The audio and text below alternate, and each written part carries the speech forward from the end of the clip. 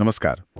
आज हम प्राचीन भारत के एक बहुत ही दिलचस्प दौर की बात करेंगे। जी, वो समय जब छोटे छोटे राज्य और कबीले मिलकर बड़े शक्तिशाली महाजनपद बन रहे थे। हाँ, महाजनपद मतलब महान जनपद। एक तरह से कहें तो बड़े ताकतवर राज्य। सोचिए भारत का नक्शा कैसे बदल रहा होगा उस समय। बिल्कुल। और इसी समझने के लिए हम आज महाजनपद, प्राचीन भारत के 16 शक्तिशाली राज्य किताब के कुछ हिस्सों पर बात करेंगे। सही।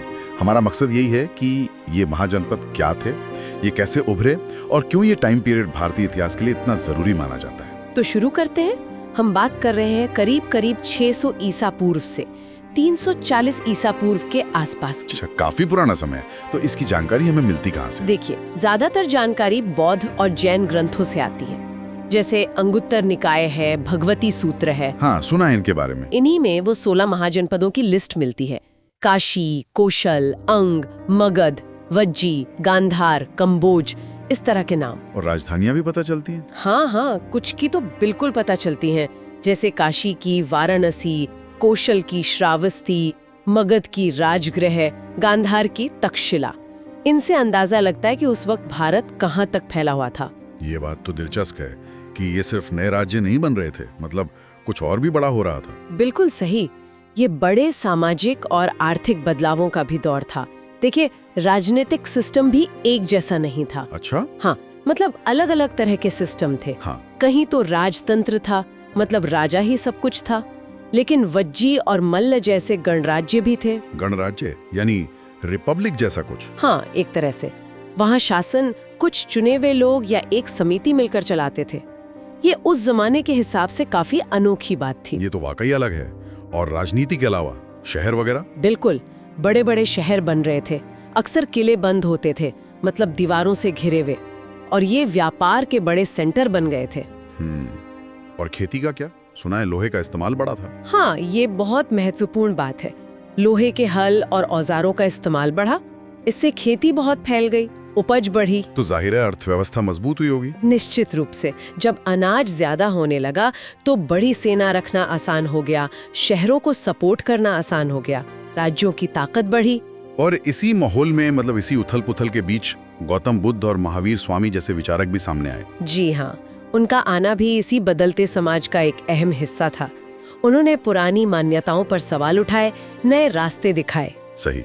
अब इन 16 महाजनपदों में से एक मगध, वो सबसे शक्तिशाली बनकर उभरा। ऐसा क्यों हुआ? क्या खास बात थी मगध में? मगध के आगे निकलने के कई ठोस कारण थे। एक तो उसकी लोकेशन। हाँ, गंगा के किनारे बहुत उपजाऊ जमीन थी, खेती जबरदस्त होती थी।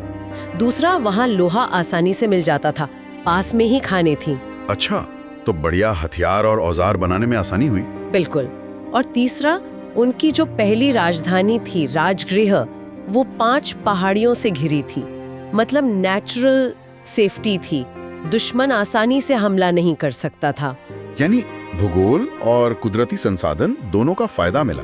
और राजाओं का क्या रोल रहा? राजाओं का रोल तो बहुत ही अहम था। बिंबिसार और फिर उनके बेटे अजातशत्रु, ये बड़े एम्बिशियस और काबिल राजा थे। हाँ, इनके नाम तो इतिहास में बहुत आते हैं। उन्होंने युद्ध भी किए और डिप्लोमेसी, मतलब कूटनीति का भी इस्तेमाल किया। आसपास के राज्यों को मिलाया, मगध को बहुत तेजी से फैलाया। तो उनकी वजह से मगध को बाकियों पर बढ़त मिल गई। जी, धीरे धीरे मगध ने ज्यादातर महाजनपदों को अपने कंट्रोल में ले लिया और एक बहुत बड़े साम्राज्य की नींव रखी। इसी नींव पर आगे चलकर मौर्य साम्राज्य बना। तो अगर हम संक्षेप में देखें, महाजनपद काल वो दौर था जब भारत छोटे राज्यों से निकलकर बड़े सेंट्रलाइज्ड साम्राज्यों की तरफ बढ़ा। सही। सबकी नींव भी इसी समय मजबूत हुई और इसमें मगध सबसे आगे निकल गया। बिल्कुल। और ये याद रखना जरूरी है कि ये सिर्फ राजा महाराजाओं और लड़ाइयों की कहानी नहीं है।